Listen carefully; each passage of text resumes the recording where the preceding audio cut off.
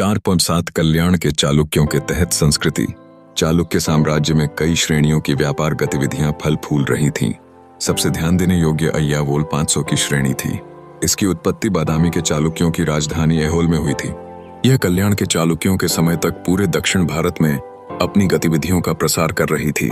उन्होंने भूमि अनुदानों में भाग लिया और इनमें से कुछ अनुदानों में राजा दाताओं में से एक था। उनके शासक राजाओं के साथ घनिष्ठ संबंध थे और उन्होंने कई मंदिरों के निर्माण में मदद की। अन्य श्रेणियां नाना देसी और वीर बनंजू की थीं। बादामी के चालुक्यों द्वारा शुरू की गई वास्तुकला कल्याण के चालुक्यों के अंतर्गत और तेजी से अग्रसर हुई। नारायणपुर, शिवपुर, जलसंगी और मैलारा, वर्तमान खानापुर, बीजापुर में कुछ ऐसे स्थान हैं जहां उनके मंदिर बचे हैं। इटगी, कुरवंती, लकुमदी, बल्लीगांव, गड़ग, दंबल, बेगाली और चंदनपुर ऐसे उल्लेखनीय स्थान हैं जहां इस वंश के सुंदर मंदिर उपस्थित है। मंदिरों को कई मदनिके, पाक आकृतियां, महाकाव्यों और पंचतंत्र के दृश्यों से सजाया गया था। कई प्रतिमाएं शिव, वीरभद्र, भैरव, दुर्गा और काली की हैं। ध्यान मुद्रा में और नटराज के रूप में लौकिक नृत्य की मुद्रा में शिव की कुछ बहुत प्रभावशाली छवियां भी गढ़ी गई। कई अग्रहार, ब्रह्मपुरी, घटिका स्थल और मठ कल्याण, भालुंके, मलकी और गोरटा में विद्या सीखने के स्थानों के रूप में उभरे, जो राजाओं, महानुभावों, व्यापारियों और व्यापारी संघों द्वारा संरक्षित थे। उन्होंने विद्या की विभिन्न शाखाओं में शिक्षा प्रदान की और वे पुस्तकालयों, अन्नगृह और आवासीय सुविधाओं से लैस थे। कल्याण के चालुक्यों के राज्यकाल के दौरान संस्कृत और कन्नड़ साहित्य पनपा। इस अवधि के दौरान कन्नड़ के साहित्यकारों में पंपा रन्ना, दुर्ग सिन्हा, नागवर्मा शामिल थे।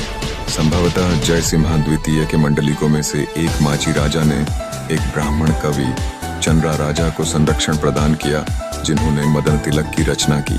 कन्नड़ लिपि को और परिष्कृत किया गया और इसने सुंदर गोलाकार प्राप्त किया। बहुत से लोगों ने लिखना शुरू किया और इसके परिणाम स्वरूप वाचन साहित्य के बड़े निकाय का उत्पादन किया गया, जिसे वाचन शास्त्र के रूप में देखा जाने लगा। ये पेशेवर लेखक नहीं थे जो शाही संरक्षण प्राप्त कर रहे थे, लेकिन जीवन के सभी क्षेत्रों से थे और जिन्होंने समाज के पुनर्निर्माण में मदद करने के लिए लिखा। इस अवधि के दौरान प्रचलित शैव धर्म के विभिन्न संप्रदाय जैसे कि पशुपति, लकुलिसा और कलमुख वीर शैववाद की मुख्य धारा में शामिल हो गए। यह कुछ नए मानवीय मूल्यों के आधार पर आमूल चूल परिवर्तन लाने और समाज के पुनर्निर्माण के लिए एक जन आंदोलन था। इस आंदोलन का नेतृत्व बसवन्ना, बसवा, बसवेश्वरा, बसवेश, बसवराज और बसवदेव ने किया और संत अल्लमा प्रभु, सिद्धाराम, मडिवल मचैच्या जैसे अन्य प्रतिष्ठित लोगों ने इसमें भाग लिया। बसवन्ना और उनके साथियों ने समाज का जातियों और उपजातियों के रूप में विभेदीकरण के खिलाफ आवाज उठाई। उन्होंने इसकी विशेषताओं जैसे अस्पृश्यता की निंदा की। उन्होंने भाषा और क्षेत्रीय भाषा में उपदेशों के द्वारा सभी लोगों के लिए ज्ञान के खजाने के द्वार खोल दिए। उन्होंने उसी का पालन किया जिसकी वो शिक्षा दे रहे थे। उन्होंने शिव शब्द का उपयोग परम शक्ति के लिए किया, न कि त्रिमूर्ति या देवताओं के अर्थ में। उन्होंने उन लोगों का वर्णन किया जो केवल संसारिक मामलों में भाव, सांसारिक के रूप में भक्तों, आध्यात्मिक प्रवृत्ति के से अलग थे। वे पुजारियों, पाखंड, शोषण और असमानताओं के विरोधी थे और दृढ़ता से समतावाद का प्रचार करते थे। सनातन धर्म के व्यापक ढांचे में रहते हुए प्रतिवादी आंदोलन की गति आगे बढ़ी। कई वीर शैव मठों ने समाज के कमजोर वर्गों के बीच शिक्षा को बढ़ावा दिया और सामाजिक और धार्मिक सुधारों के कार्यक्रमों को लागू करने में मदद की। नीलकंठ शास्त्री के अनुसार इन सुधारवादी आंदोलनों ने विजयनगर साम्राज्य की नींव रखी।